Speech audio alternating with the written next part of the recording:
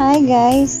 Samahan nyo naman kami sa aming road trip papunta sa aming work sa Tagaytay every Saturday. Syempre di mawawala yung aming selfie. Mainit ulo ko dyan. Kasi init. Super init. This time nag-start na akong hawakan yung cam na siniset up ni Daddy. Ayan. On our way to our gate, ito madadaanan mo maraming fresh flowers, plants sa silang yan. Super bango dyan pag dumadaan kami dyan, as in. Ang sarap-sarap sa mata. Ang dami-dami mong makikita. Ayan. So, ayan, meron din isang sambupan dyan. Ayan, and ayan, syempre i-jump na natin yung ibang videos, kinat ko na. Ito yung part na meron ding dampaan. Ayan, madadaanan nyo rin yan sa may silang Shenda yarn.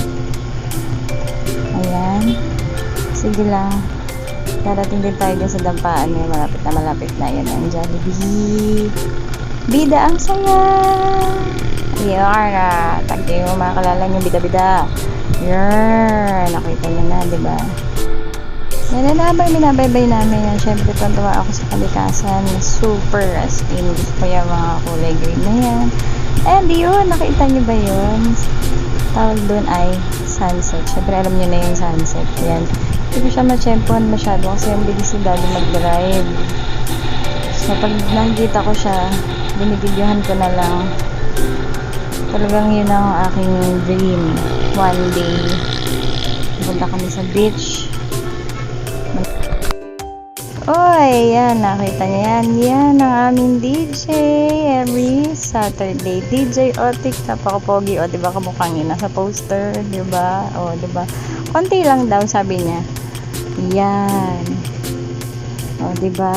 Ayan, si Kian, ang isa sa mga masipag na waiter sa Cabanas. Ayan, nakita niyo naman, super ganda ng view. Ayan, akala ko si Kuya Romy yan. Sabihin ko sana mag-smile siya, buti hindi ko binate. Ha ha ha. And eto yung baba. Ayan, super lamig dyan, as in pag mainit ang ulo mo, bagay na bagay ka pumunta sa Cabanas. Masarap ang pagkain. At syempre maganda ang tugtuga kasi nandyan kami. O diba, ayan, ang cozy ng place. Pwede magkape, pwede magbulalo, as in lahat-lahat na. Pwede mag-unwind. Doon sa baba meron dyang upuan, pwede sa labas, pwede sa loob, so makakapag-relax ka talaga. Ayan, every Saturday turn 1 band sa Cabanas Dine and Bar Tagaytay. Yun lang, bye bye.